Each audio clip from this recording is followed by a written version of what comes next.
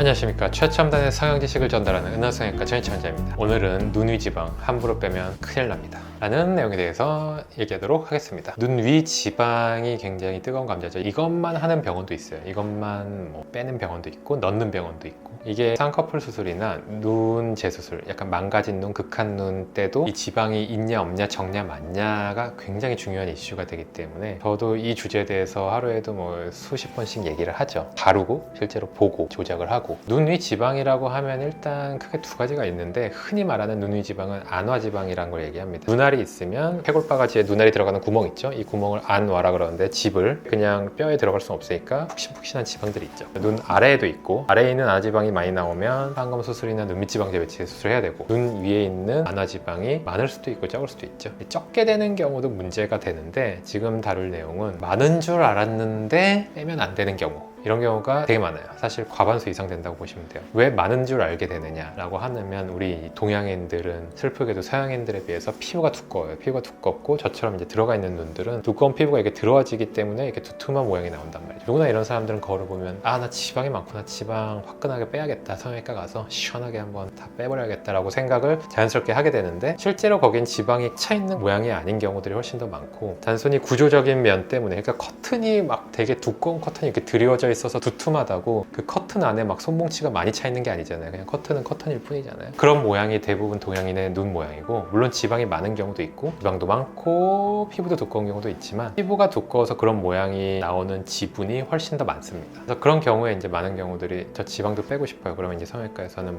노라고 할 필요 없어요. 그쵸, 좋습니다, 지방 제거해드리겠습니다, 이렇게 하고 수술을 진행하게 되죠. 어쨌든 그런 때 들어갔을 때 지방이 꽉 차 있는 경우도 있고 밑까지 내려와 있는 경우도 있지만, 생각보다 그냥 적절한 경우도 많이 있어요. 이럴 때 계산을 잘해야 돼요. 이분이 두툼함이 피부 때문이랑 근육 때문이구나 라고 생각을 하면, 쌍꺼풀 라인의 높이랑 피부를 다듬는 정도로 이제 끝내고, 지방도 살짝 다듬는 정도로 끝내야 되는데, 예를 들어서 재수술인데 두툼한 걸 없애고 싶어서 재수술을 했을 수도 있죠. 아무튼 지방을 좀 많이 빼야 된다고, 생각보다 많지도 않은데 많이 빼야 된다고 착각을 해서 저 밑에 있는 지방까지 다 끄집어내서 훌러덩 빼버리게 되면 어떤 문제가 생기게 되냐면, 이 안와지방이라는 게 위쪽에는 눈 뜨는 근육, 안검거근이라는 근육과 그 근육이 밑에 가서 붙는 점막의 위에 지방이 있어요. 그 지방이 부드럽기 때문에 눈을 뜰 때는 슉 올라가면 지방이 부드럽게 슉 내려오고, 또 감을 때는 이렇게 왔다 갔다 하게 되는, 부드러운 지방이 이런 윤활유의 역할을 하게 되는 거예요. 그 윤활유의 역할을 하는 지방을 시원하게 다 날려버리면, 약간 부드러운 표면적 자체가 좀 까끌까끌한 표면적과, 잘못하면 이제 흉살까지 그 위에 얹어지면서 눈 뜨는 행위 자체가 조금 방해를 받게 되는 경우가 많이 생기게 돼요. 윤활유가 좀 없어지는 거죠. 이제 자동차로 따지면 엔진 오일이 없는 엔진처럼 뭔가 덜덜거리겠죠. 그러면서 이제 눈 뜨는 것도 점점